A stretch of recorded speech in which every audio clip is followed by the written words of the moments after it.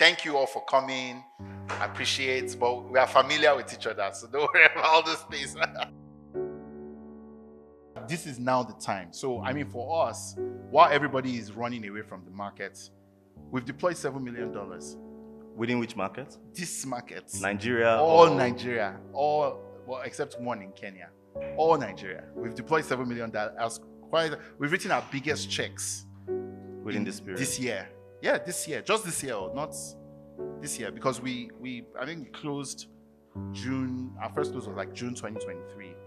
So within the last year or so, we've deployed $7 million.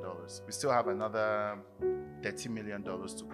We're writing 250K checks, 500K checks. We're writing checks while everybody else is running away.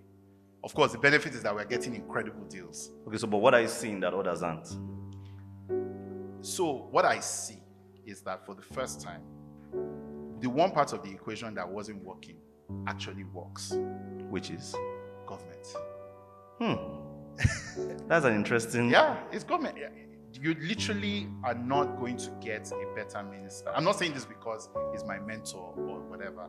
The truth of the matter is, if you are listening, you're not going to get a better minister if you're in tech than this minister. And sure, he's not offering you money, but he's very focused on the things that really matter. And for me, if I think about my two biggest problems is markets and talent. Markets, not enough people have internet connections. And he's pulled together this $2 billion fund. They're putting satellites in every local government. I mean, the moves are incredible. I can see, I'm working with startups that are taking advantage of those advances. Then, talent, 3MTT. Yeah. I mean, you've built, like you just alluded to, a purely tech startup, Flutterwave, and you've also built tech-enabled startups like Andela and Move, right? What would you say is the difference of building these two? So I would say Flutterwave looks like a purely tech startup, but if I can share some secrets, and I don't know how the business is today. I've not been in the business since 2018, and I'm also not a shareholder anymore. I sold in 2020. But if I can be honest, I think when I was there, my top 50 customers represented about 75% of my traffic. Now, what was I doing for those customers? Consulting. If I can be honest with you, I was helping Uber integrate their payment systems from country to country. I was helping immigration collect payments around the world. It was consulting. The 1 million customers was advertising. Do you understand what I'm saying? So when people say that it was tech, I didn't feel that way. You understand what I'm saying? Now, does that mean that tech businesses are bad? No. But I feel like there are practical limits to, at least in my opinion, there are practical limits to techifying everything. At some point, you just want to solve a problem. And for me, I also hated the fact that the barriers to entry were so low. I'm not a big fan of competition. I don't like it. Now, I'm not the kind of person that will go and block other people, but I'm also not, I don't like to compare. I don't like traffic. I never play in traffic. So I went for industries where the amount of work required to come and compete with me was not possible. Right? So I was very happy to leave payments because the amount of work required to compete with me was just get a license from CBN, which at the point, we had written the rules for everybody. So there was no point. When I was doing it, there were no rules. It was just interswitch, us and Paystack. But by the time I looked up, opened my eye, everybody was building payments. So I was like, I mean, that reminds me of something Charlie Munger says. He says, I don't invest in anything that's not a moat. Yeah, it doesn't have a moat. So when we went to Move, well, first of all, you have to be able to get to the car manufacturer to get the 20% discount. Then you have to get to the point where you can deploy 10,000 cars, 5,000 cars. So I was like, yes, I will not I will not see my mates around here. You understand what I'm saying? I will not see my mates around here. This one is hard work. It's like you are moving. You are doing work that that. And for me, I'm even now.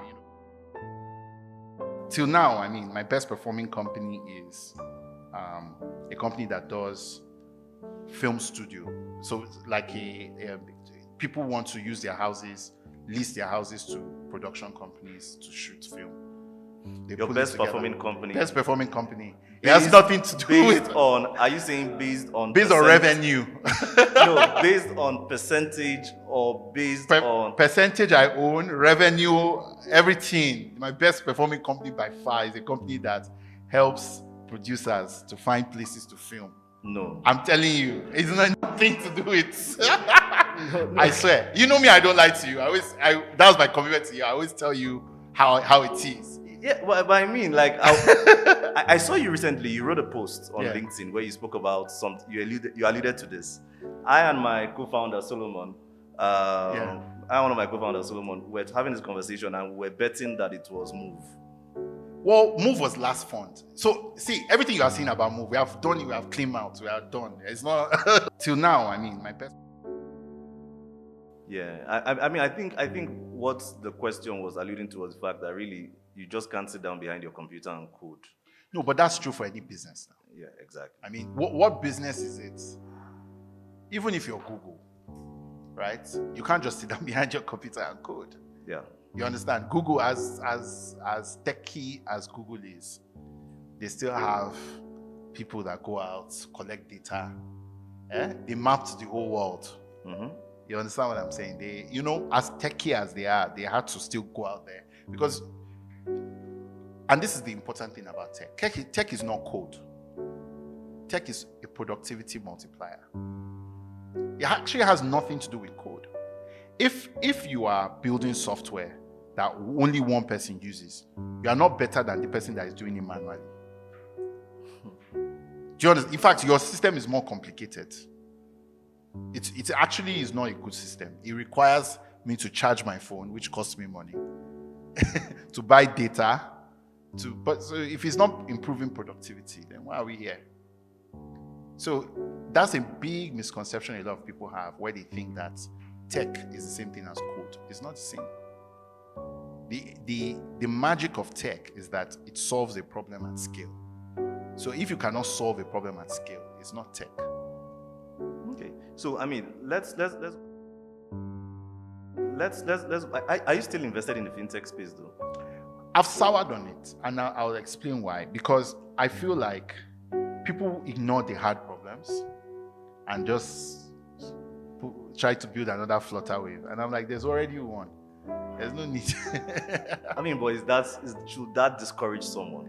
It's not that you should, but you need to have a unique take. You understand what I'm saying? Flutter Wave is not the best payment company in the world, even in Africa, I would argue. But it's there. So if you're going to do better than Flutter Wave, what are you doing differently? And most people truthfully cannot answer that question. They say, the market is big enough for everybody. Okay, fine. Go into the market. It's not that I'm saying that people should not build it, but if that's what you want to do, then I'm not looking to solve the same problem 10 times. That's not what we need. There are other problems in the ecosystem, right? Let's do, like for example, it befuddles me that there's no mass end wage access product. How do you mean? So everybody gets salary, right? Or at least hopefully, if your employer is good. Well, we should be helping your employer, but my point is, you typically will get salary, right? Yeah. You get paid at the end of the month. You have to wait till the end of the month, borrow all month, and then pay 15% interest on top of your salary. Meanwhile, what should actually be happening is that you should be able to borrow the amount of days you've worked for. Do you understand what I'm saying? Yeah. That's the basis of a functioning finance system, that you can borrow the amount of money you work for. That is like the basic liquidity requirement. And you shouldn't be having to take that loan at a 25% interest rate because it's guaranteed money. At the end of the month, you collect it. Do Do you understand what I'm saying? Yeah. So, auto loans, nobody cares. Do you understand? Now, if you wanted to really solve that auto loan problem, you have to be thinking at scale. Yeah. You understand? Like, how do I get 3,000 cars a month on the road? Which would change the way you think about cars completely. Do you understand what I'm saying? Because very quickly you realize, hey, I should be assembling in free zones. Yeah. Very quickly you realize, wow, there was 1 year that imports in the finance bill they cut it by 70%. Do you understand? Which will create jobs. So we don't even have a conversation about that. Then every economy that struggles, the simplest thing that you can do is build homes. Because whether you are poor or not, you must stay somewhere. You need house. You need housing. And the core ingredients, 30% of the cost of a house is in land. Of which, if you are poor, do you choose where you live? You don't now. You live wherever you live. And most of everything else you need to use to build, especially if you're not building, I know your house is beautiful. They probably imported all the products. But if you're building for mekunus like me and you, like us, is yekbe, that's the core products. You understand? It's just beautifully designed in multiple different ways. Yeah. Do you understand what I'm saying? So everything you need, you can actually get locally. And then the rest of it is labor. Yeah, but then again, right? And nobody's touching that. Like what I'm just saying is like nobody's touching that. Even though that's a very I think what's happening is that a lot of people are lazy to solve those problems. And it takes a lot. Let's not forget. There's no problem that doesn't take a lot. What are your thoughts? Should we build for global markets or should we build for African problems? Because right now there's been a lot of conversation around, build a product, but build for the globe. And then you say, build a product, but build for Africa. And there are different narratives. Yeah. What are you seeing? So here's my thing, right? You have to walk before you run. And that's what people don't really understand. So when we say build for the world, we're not talking about somebody that just started. I don't know if you understand what I'm saying. Because, the world is a competitive place. It gets more competitive the higher you go. Yeah, the higher you go, it gets more competitive. So why build? If you've not attained the level of excellence that's required to build for the world, why go there? Start where you are. Build for real problems that you have around. Do you understand what I'm saying? Start from building from here. There are a lot of opportunities that people are not even touching. A lot of opportunities.